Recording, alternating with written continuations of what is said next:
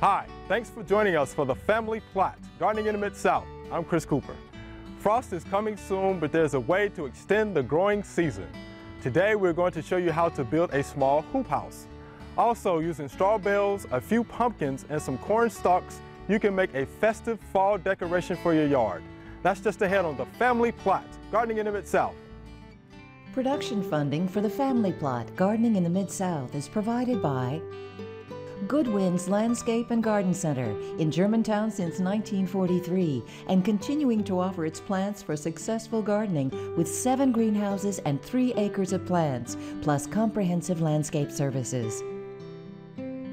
International Paper Foundation, the WKNO Production Fund, the WKNO Endowment Fund, and by viewers like you. Thank you.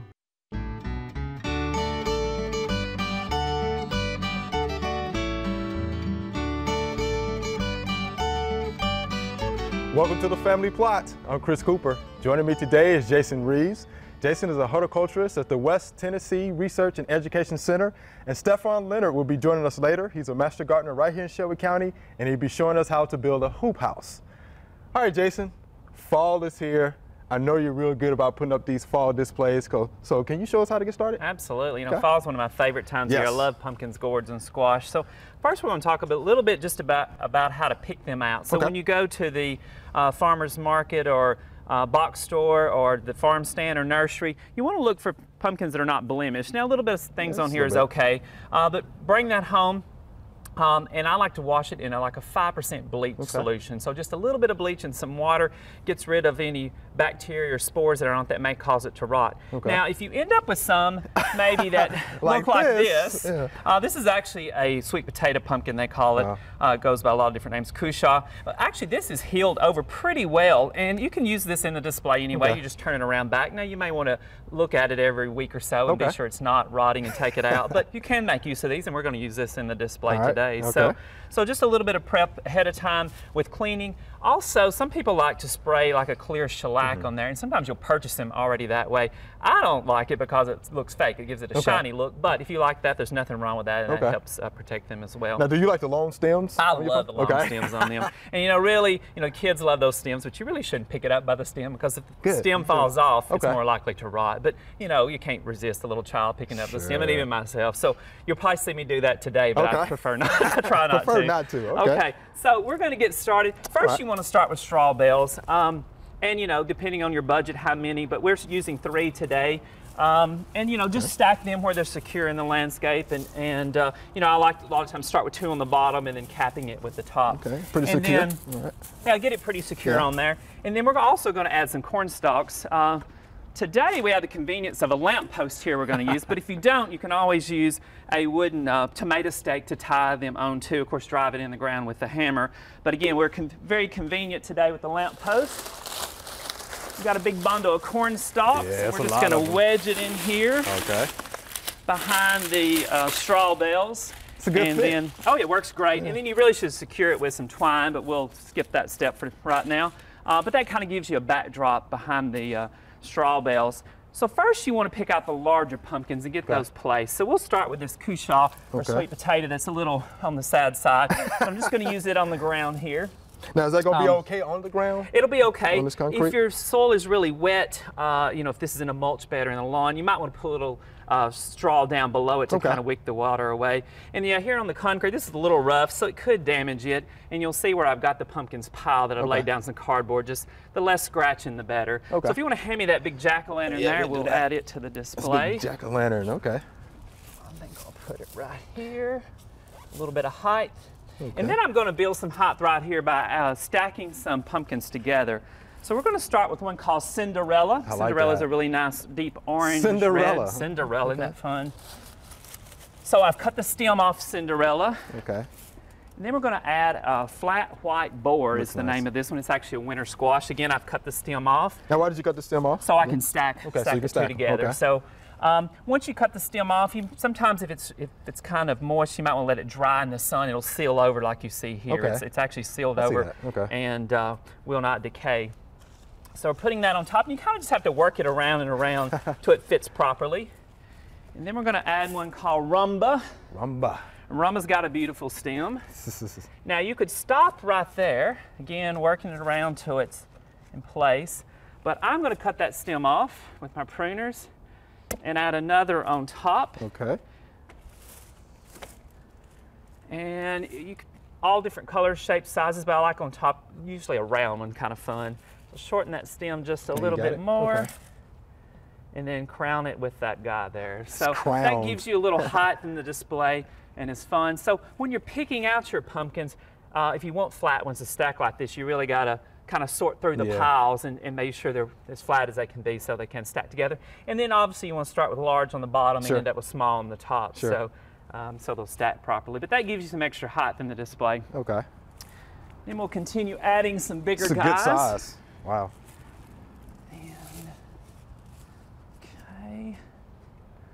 I also like to mix, you know, obviously different colors. So this is a snake gourd for that green color. And if you want to hand me a couple big guys, there's a great big guy down there. All right. Heavy. It's actually a winter squash. So winter squash, okay. Yeah, winter squash is called Long of Naples. And so, you know, it could be laid down in the display. It could be propped up. And, you know, you don't expect to do this in a few minutes. You might have to play around with it. If you get tired of it, go in the house, go to the grocery store, come back and fiddle with it some more. So, you know, once you set it down, that doesn't mean it has to stay there. So, you know, really, I don't care for that, but I may move it around here again in a few minutes. So, you want go ahead and hand me some of the larger things. I'll get you one of these. Another snake. Another snake. Lay him right there. And so this is a jack-o'-lantern that just hasn't turned orange yet, but I really like it because, again, it's a different variety of colors, so it adds a lot of dimension to the display. So we'll pop him right down in front of the orange. Okay, one and then how about red warty thing in the basket? Yep, I'll take that. Let's take that one. This is Turk's turban. And let me just plop it here for right now. So this is red warty thing. Isn't that a fun name? It's not exactly red, but that's pretty cool. So it adds a lot of texture to the display as well. And once you grow it, it looks like that. I mean, this is how it grows. Yep, yep. Okay. Okay, we'll add some more green. This is a swan gourd that really didn't end up with a head. And if you'll hand me, there's another swan behind you. Okay. Yeah. And we'll just tuck it in here. And then here we have a swan gourd that actually has the head, so you can see where it looks like a swan. So the gourds dry out where you could actually carve them. So if you're going to carve a gourd for a birdhouse or a dipper, you actually wait till it totally turns brown and dries out, and it usually takes 6 to 9 months. If you carve it while it's green, as it dries, it will actually crack and break. So you need to wait till it's totally dry. 6 to 9 months. It's a slow process, and you need to, if you're drying them, you need to put them in a place where there's good air circulation, and not pile them all up in a pile because they'll tend to mold and mildew if you do that. But you still clean those up too with the bleach solution? Yes, absolutely. And as they're drying, they're going to mold somewhat naturally, but you can continually clean them every 3 or 4 weeks if you want to with the bleach water. It's not necessary, but if you want to keep it from molding. Okay, so let's bring this Turk's turban around and add him in front of the orange here. Okay.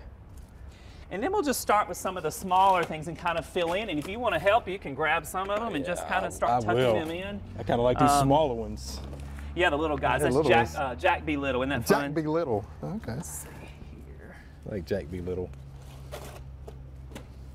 Here's a red warty thing that missed its warts somehow or another. You know, we're not all perfect. Now, what about this one, Jason? Look at that. That is one called Autumn Wings. So it has flanges on it, or sometimes called swan gourd. Okay. It looks a little bit like a swan as well. I'll put that one up there.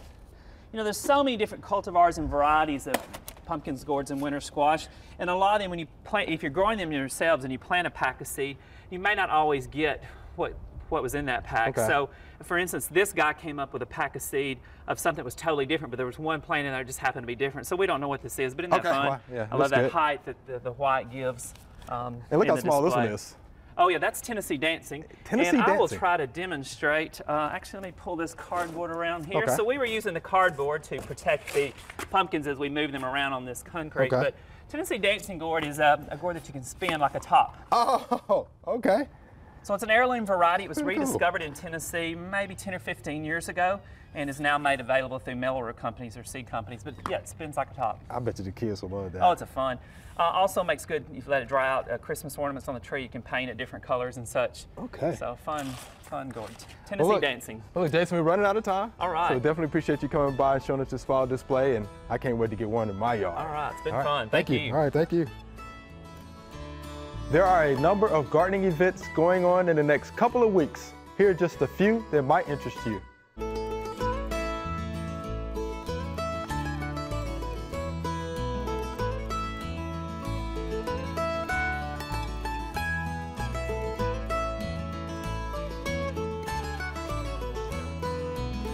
All right, Stefan, so we're about to put together a hoop house. So can you tell us a little bit about the advantages of using a hoop house? Okay, a hoop house is a structure that's used to actually extend your growing season. Okay. So that way you can have more time growing, actually start earlier in the spring and actually extend your growing season during the fall and winter months. Okay, so it's got to be popular because I see it around town all of the time. Are you putting in a lot of hoop houses in some of the areas around Shelby County? Absolutely. Okay. I typically install about 6 a year. Okay. For Shelby County and some of the surrounding counties that touch Shelby County. Okay. Well, while you mention that, I mentioned in the opening that you are a master gardener right here in Shelby County, but you also work for the Shelby County school system as a farm manager. So you actually have experience in actually putting together hoop houses, right? Absolutely. I've done this for the past 3 years. I'm Shelby County Schools farm manager educator, and I operate the farm to school program that we have over about 60 school gardens in the Shelby County area. 60? Yes, over Y'all doing 60. some good work. All right, so you want to start, with the demonstration and how to put it together? Okay. Let's grab our parts. Okay. Okay. First, we're going to start off with our PVC straps. Okay. That's actually going to hold the PVC into the raised bed. Let's start down on this end. Okay. And you want to actually install this on the inside of the raised bed. It's going to hold the PVC in place, and it's going to be temporary. Okay. So you can take it in and out. There it goes. You see it under there? Okay. Uh-huh. Now, how did you first know how to do this? Did somebody had to demonstrate it for you as well? It's one of those things, trial and error, and actually just trying to keep growing during your season. Just seeing what actually works and doesn't work in the area. And you actually want to use your exterior screws so that way they won't rust if you actually want to take them back out of your raised bed. Okay. We're going to put them on both sides, and we're going to do 6 going all the way down for each of the hoops. Okay. Which will be 3 hoops. So now we have the pipe straps in. What do we do next? Okay, next step, we're actually going to go get our PVC pipe. Okay. You're going to have 3 PVC pipes. It's going to go 1 hoop here, 1 hoop here, and 1 hoop here connected. And these are actually going to be half the length of the hoop house, of the raised bed. So you're going to slide this in. There it goes. This in, and then you're going to bend it over. Aha. And slide the other end at this length. How about that? Okay. That works. And you're going to do that for this one as well as this one.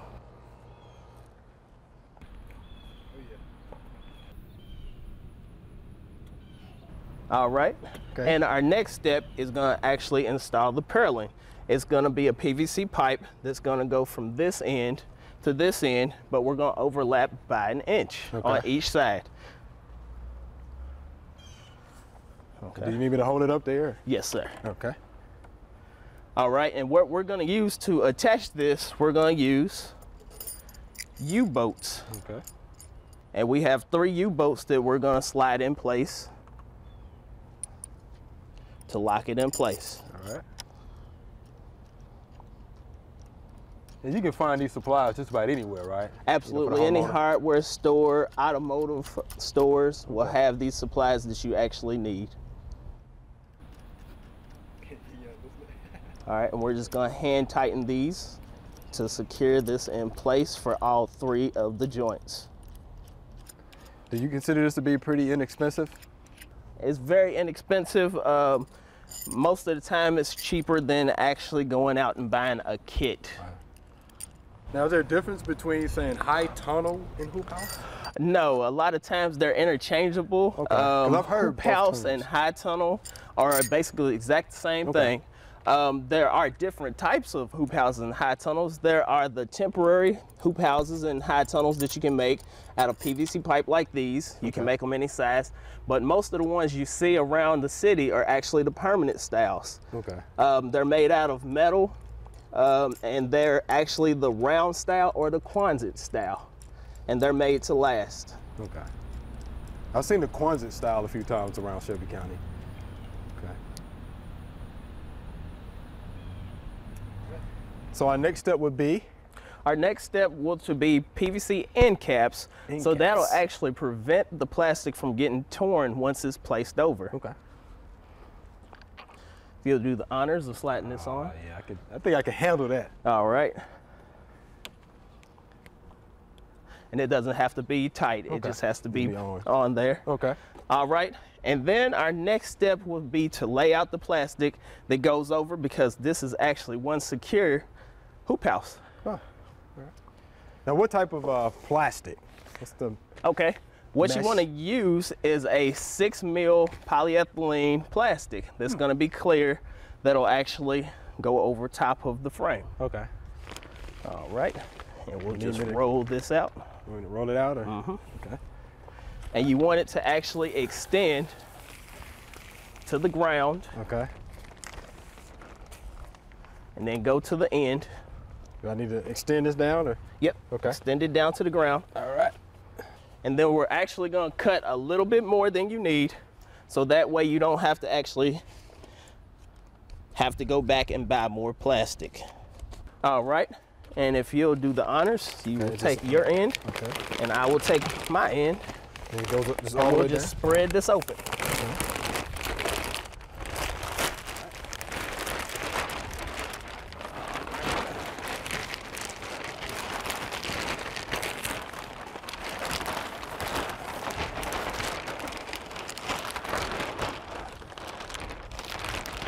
As you see, we have enough length to cover up the ends on both sides. Okay. Okay, our next step is to use a plastic tubing.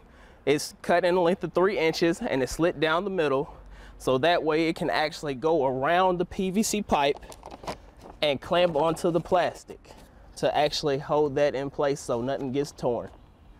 Okay.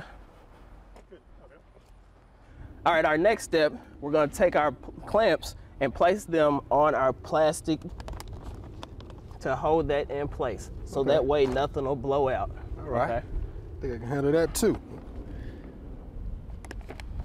All right. I think that works. All right, and our last step is to take the piece of wood to set on the outside edge of the plastic to hold that down so wind does not go up underneath it or anything, insects or bugs. That way, high winds, anything, snow. There are alternatives that we can actually use instead of wood. You can use some rocks or anything that's heavy to actually lay on the plastic in order to actually secure it and make sure it doesn't blow away. Okay. Okay. Let me ask you this. So what do we do with the excess plastic that we have here? The excess plastic, you can actually take and bunch up and place something heavy down, another piece of wood or a rock to actually hold it down in place. All right, Stefan, so interesting question, all right? How long will this extend the growing season? The growing season, you can actually start early in spring and you can actually extend your growing season until fall and into winter. Okay. Most of the times you want to plant something cold variety, but I've actually been able to plant all the way to January. Okay. So you definitely need the sunlight though, it's critical. Absolutely. This is actually warmed up by the sun. If you have 2 weeks of no sun, then the temperature inside this is going to be the same temperature as outside. If the sun's out, it can actually go up to 15 to 40 degrees above the temperature outside and extend your growing season. Okay. All right. Appreciate that information. Okay. All right. Remember, we love to hear from you. Send us a letter or an email with your gardening questions. Send your email to familyplot@wkno.org. The mailing address is Family Plot, 7151 Cherry Farms Road, Cordova, Tennessee, 38016. All right, so here's our Q&A session. Stefan, you jump in there with us and help us out, okay? All right. All right, here's our first viewer email. It says, "Hi, Family Plot Gang. I have a plant growing in my backyard. It grows in stalks or shoots, and it's very beautiful in the wind." I like that description. "It is dark green and almost looks like dill with its feathery branches. I did not plant it, it just grew one spring. Do you have any idea what it is?" And this is Miss Emma Jean in Knoxville, Tennessee. So thank you, Miss Emma. So Jason, what do we think that is? Well, after looking at the picture, it's dog fennel, which is a eupatorium, closely related to Joe Pye weed. And it is native and probably just blew in. And in late summer, it's going to have nice yellow small flowers that can be used for cut arrangements as well. And it's called dog fennel. I'm not sure where the dog comes in, but the fennel part comes in because it smells a little bit like fennel. Yeah, and I've smelled it too, and I've seen it out in pastures and things like that. So again, it probably just blew in, like you said, by seed. Okay, and got spread. It is a perennial, so it'll be back next year. So it is a perennial, yes. okay. Yep. How tall does it get? I mean, I've seen it 6 to 8 feet tall, so depending on your soil. Wow. So Ms. Emma Jean, you have real good soil, obviously, because these things are pretty large. And we thank you for the beautiful picture, well taken picture, good description. So I hope that answers your question, all right? So here's our next question. And Jason, I'm glad we have you here today because you're gonna love this next question. Right. Is it really necessary to prune crepe myrtles? Absolutely not. And why not? Well, you should plant the right crepe myrtle for the right spot. So if you need a short one, you should plant a cultivar that's going to stay short. If you want one that's going to get 25 feet tall, do your homework and choose that variety. Now, if you're worried about not being able to see through it, if it's a tall crepe myrtle, you can limit up by removing the bottom branches. But there's no need to cut the top off, as we've referred to as crepe murder. Yeah, and we see that a lot around the landscape, Stefan. I'm pretty sure you've seen that as well. Yeah, absolutely. A lot of times crepe myrtles are planted in wrong locations. They grow so fast, then they get in the way. So people sometimes have to alter or cut down to make sure it's feasible for their properties. Crepe murder. So very important to choose. I know Jason don't like that. What is it? It's stop the chop is what you always say? Stop the chop. But you know, we live in a copycat society. So if my neighbor, you know, is murdering his crepe myrtles, then guess what I'm thinking? Well, that must be the right way to do it. Absolutely. So yeah, I just think that's the case that's going on now. So we just have to make sure we educate folks on pruning those correctly. That's right. So pruning them properly, or by removing lower limbs or suckers, or choosing the right plant for the right place. So if you want a short crepe myrtle, you need to plant a cultivar that's going to be short. Or if you want a tall one, you know, again, do your homework, choose the right plant. All right, do your homework, he says. And something else too, anything that's crossing, we can get rid of those, absolutely. Right? Cross branching, where they're rubbing, you might want to take those out. And you know, the best time of year to prune is really late February, early March to take out those branches. You know, a few here and there is okay. But major pruning, late February, early March. But you don't have to prune. That's right. Otherwise. All right. So here's our next viewer email. I have a number of pumpkin plants. One plant has light color mottling on the leaves near the veins. What is causing this? And this is Miss Adeline. So what do we think that was? Well, after looking at those photographs, that's actually the cultivar, the variety of pumpkin she happened to have. Some of them have silver in the leaf.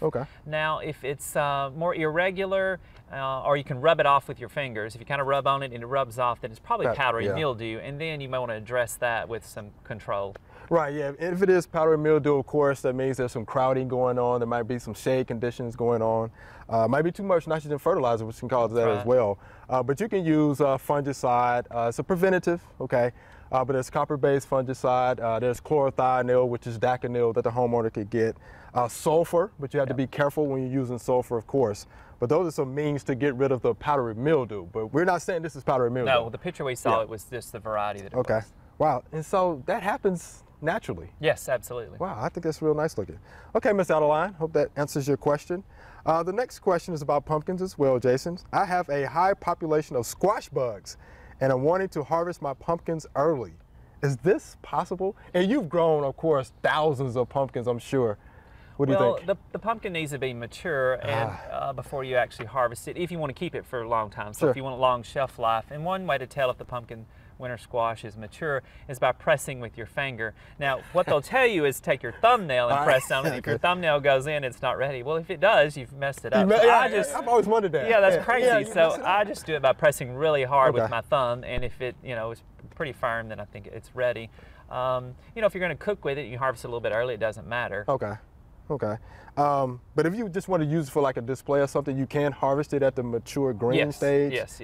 Would you still clean that up with the bleach solution that we talked about earlier? All right. What about the squash bugs? I mean, they're a huge problem. And I'm pretty sure you saw plenty well, squash you know, bugs if you're in really your day. growing for quantity, you need to spray for the squash bug and the cucumber beetle as well. Yeah, okay. And you know, there's some safe insecticides out there. You do want to be concerned about the bees. It's best to spray late in the afternoon because the flower on a cucurbit or squash or gourd or pumpkin is closed up in the afternoon. Okay. So the insecticide won't get on the flower. So late in the day, the bee pretty much goes right to the flower the next morning when it's open. Okay. All right, Jason, Stefan, that's all the time we have for today. Thanks for being here. All right, thanks for having me. Thank you. That's all the time we have for today. Thanks for watching. I'm Chris Cooper. Be sure to join us next time for the Family Plot, Gardening in the Mid-South. Be safe.